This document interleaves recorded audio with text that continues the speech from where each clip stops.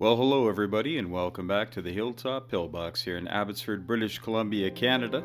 And today we're just doing a short video to let you know that I do have a giveaway going on, and you'll have to go check my 11.2 of the Global War 36, the Operation Winter Solace.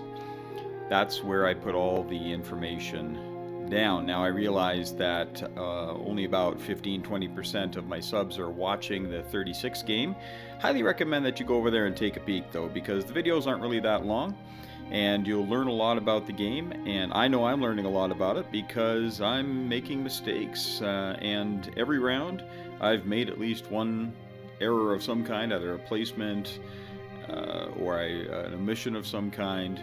But the neat thing is this last round I didn't make any mistakes. It was beautiful. It was a thing of beauty, and a source of no small pride for myself in that I've gotten quite used to screwing up and having people jot below, hey, you didn't do this, you didn't do that, or you did that wrong, or that can't be built there, you can't do that.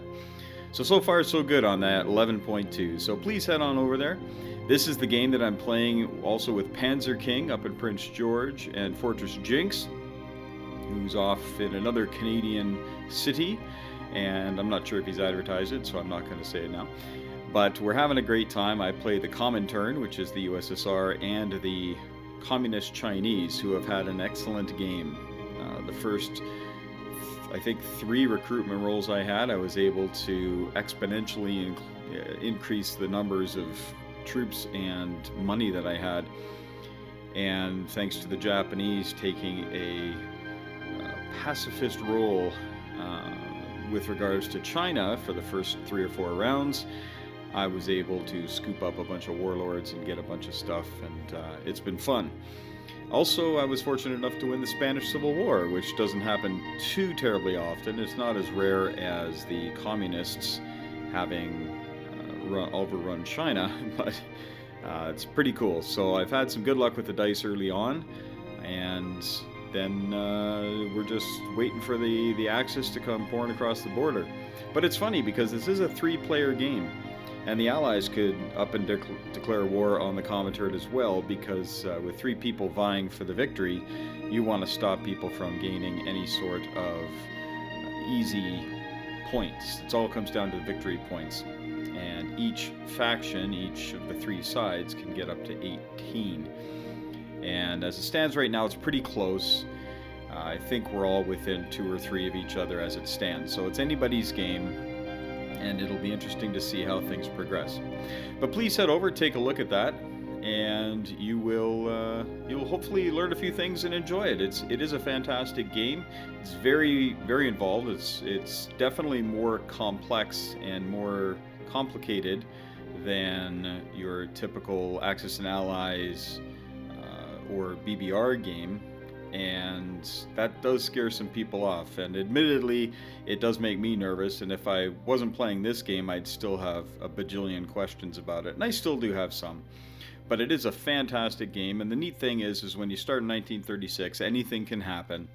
There's no end to the different iterations that you can be at by the time you get to 1939 and the real shooting starts.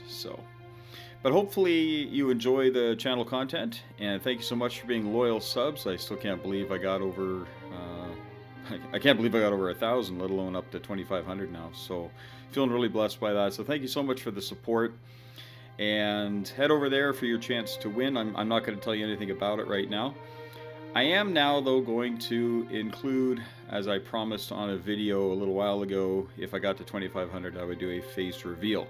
So I'm going to do that at this time, but I'm not going to do it in the typical way where people just end up pointing a camera at their faces. My son said, "Dad, don't do a face reveal, you're just going to disappoint everybody." And, you know, you gotta love him, right? Shooting straight for him, you know, just, hey Dad, just trying to save you some embarrassment. But anyway, God love him, he's a good kid. So I'm going to show you a little clip of some TV that I have been in, because I do some film and TV acting up here in the Vancouver area.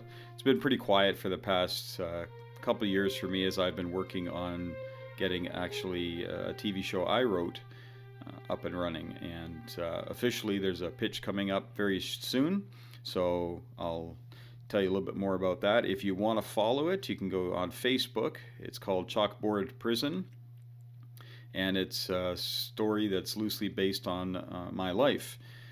When I moved to British Columbia from Alberta, I thought, oh, here I am, I'm a 40-year-old guy with a number of years of educational experience. I'm sure I'll get a job as a substitute or something. And unfortunately, due to government budgetary decisions when it came to education, there were absolutely zero jobs. I mean zero. I applied to 5 different districts surrounding my town, and none of them gave me the time of day.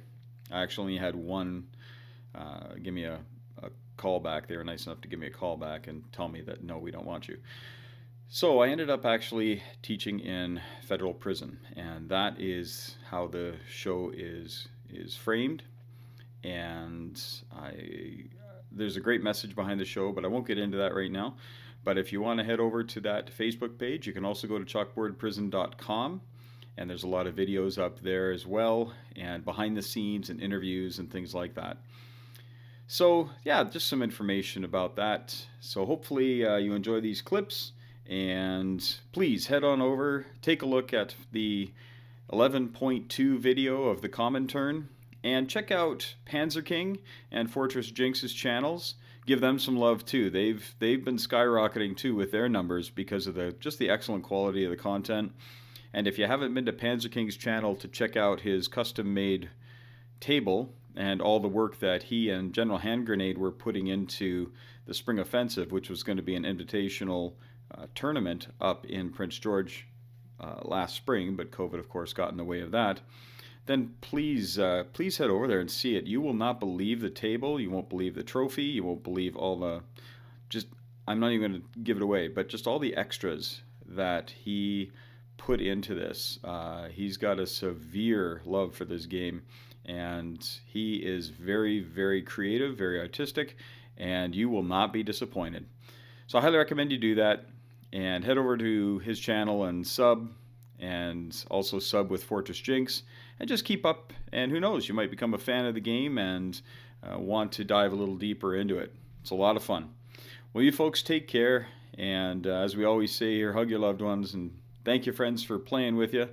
And hopefully this COVID will go by soon and we can all get together and just start playing in person. Until next time, may those dice be with you.